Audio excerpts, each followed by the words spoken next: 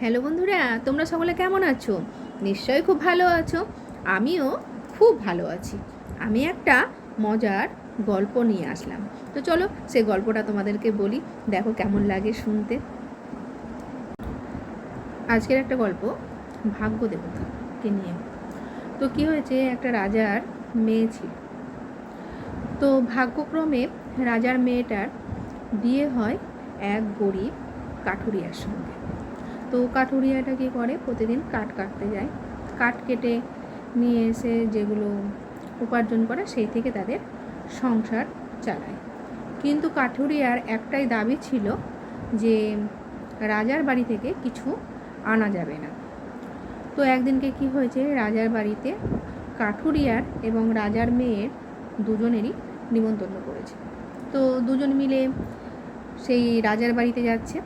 যেতে যেতে অর্ধেক রাস্তায় দেখে কি না একটা ছোট্ট বাচ্চা কিছু ধুলো নিয়ে গায়ে মাখছে, খেলছে, ধুলো ছড়াচ্ছে।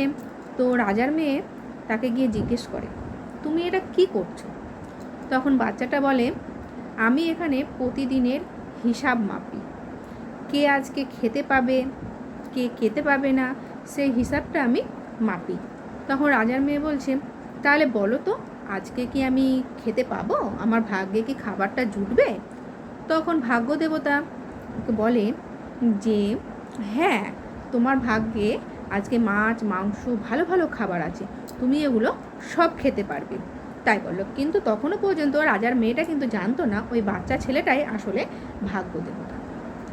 এবার কিছুক্ষণ পরে কাঠুরিয়াটা আসে। আসার পরে বাচ্চাটাকে দেখে খুব গালমন্দ করার পরে বলে, তুই এখানে কি করছিস? ওকে বাজে বাজে কথা বলার পরে বলছে, আমি কে জানিস? আমি হলাম ভাগ্য দেবতা।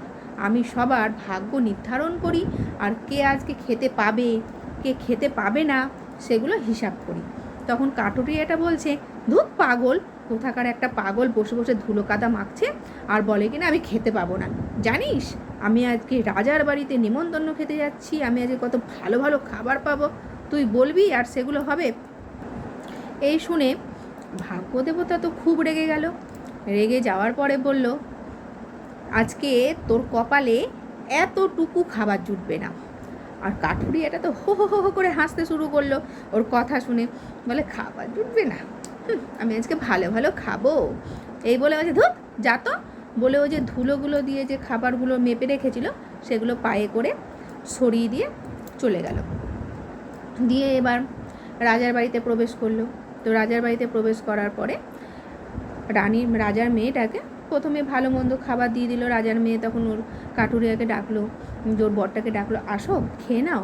বলে, না তুমি আগে খেয়ে নাও, তারপরে আমি খাবো। তখন বললো, ঠিক আছে, তাহলে আমার এখন খিদে নেই, আমি খাবো পরে।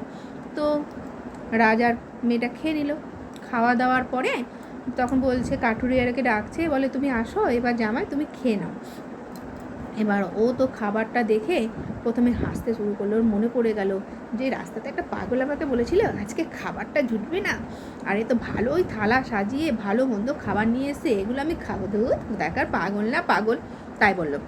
এবার রানীমা আগেকার দিনের লোকেরা কী করতো, শাড়ি পরতো, শাড়ির সঙ্গে কোনো ব্লাউজ পরতো না। তো না পরাতে রানীমা তখন ভাবলো যে জামাই তো আমাকে দেখে হাসছে, তার মানে জামাইয়ের চরিত্রটা ভালো না।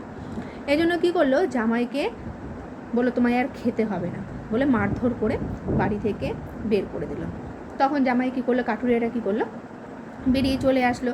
বেরিয়ে আসতে আসতে পথে আবার সেই বাচ্চাটার সঙ্গে দেখা দিয়ে বলছে, কি তোমার ভাগ্যে বললাম না আজকে খাবার জুটবে না? জুটেছে তোমার ভাগ্যে খাবার?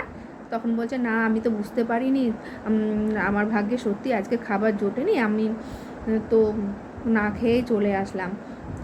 তো বলছে, হ্যাঁ এবার বিশ্বাস হলো? বলছে, তাহলে তুমি কে এবার বলো, তোমার পরিচয়টা দাও। তখন বাচ্চাটা বলছে, আমি হলাম ভাগ্য দেবতা, আমি প্রতিদিন সবার খাবার মাপি, যার কপালে থাকবে সেই খেতে পাবে। কি বন্ধুরা, কেমন লাগলো গল্পটা শুনতে? যদি ভালো লেগে থাকে তাহলে কমেন্ট বক্সে জানিও। আরও সুন্দর সুন্দর মজার মজার গল্প নিয়ে আসছি। তো সকলেই খুব ভালো থেকো, সুস্থ থেকো, টাটা বাই।